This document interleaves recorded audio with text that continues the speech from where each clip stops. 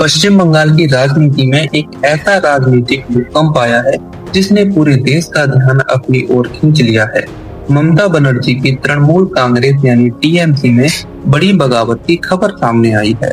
Reports के अनुसार party के कई सांसदों ने लोकसभा अध्यक्ष ओम बिरला से मुलाकात कर खुद को असली टीएमसी बताया है और एक अलग राजनीतिक पहचान की मांग की है।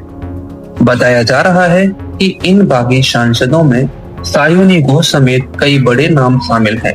इन नेताओं का दावा है कि वे अब मौजूदा टीएमसी नेतृत्व के साथ नहीं हैं और उन्होंने त्रिपुरा की एक राजनीतिक पार्टी के साथ विलय कर नेशनलिस्ट सिटीजन पार्टी नाम से नया राजनीतिक मंच बनाने की पहल की है। सबसे बड़ी बात यह है कि इन सांसदों ने लोकसभा में अलग गुट के रूप में बैठने की अनुमति भी मांगी है। अगर उनकी मांग स्वीकार हो जाती है तो ये ममता बनर्जी की पार्टी के लिए एक बड़ा झटका साबित हो सकता है, क्योंकि टीएमसी लंबे समय से पश्चिम बंगाल की सबसे मजबूत राजनीतिक ताकत रही है और राष्ट्रीय स्तर पर भी विपक्ष की प्रमुख पार्टियों में गिनी जाती है। सूत्रों के मुताबिक बागी सांसदों का कहना है कि पार्टी के अंदर लोकतांत्रिक व्यवस्था कमजोर हो गई है और फैसले कुछ चुनिंदा लोगों तक सीमित हो गए हैं। इसी कारण उन्होंने अलग रास्ता अपनाने का फैसला किया है। हालांकि टीएमसी नेतृत्व इन दावों को पूरी तरह खारिज कर रहा है। दूसरी तरफ अभिषेक बनर्जी ने लोकसभा अध्यक्ष को पत्र लिखकर कहा कि टीएमसी एकजुट है और किसी भी अलग गुट को पार्टी का प्रतिनिधि नहीं माना जा सकता।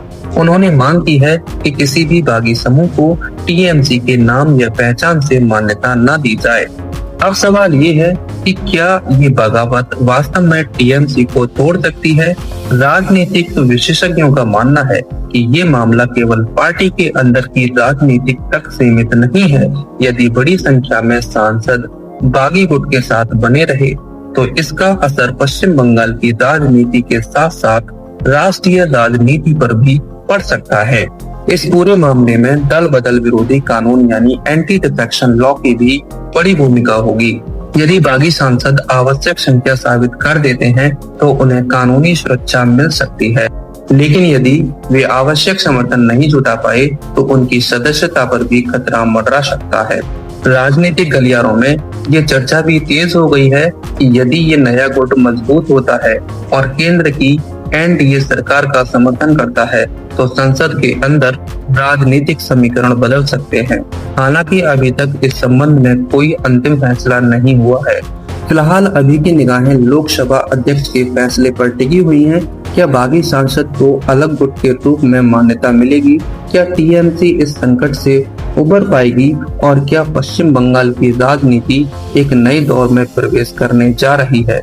इन सभी सवालों के जवाब आने वाले दिनों में सामने आएंगे, लेकिन इतना तय है कि टीएमसी के अंदर उठी ये बगावत भारतीय राजनीति की सबसे चर्चित घटनाओं में से एक बन चुकी है और इसके दूरगामी प्रभाव देखने को मिल सकते हैं।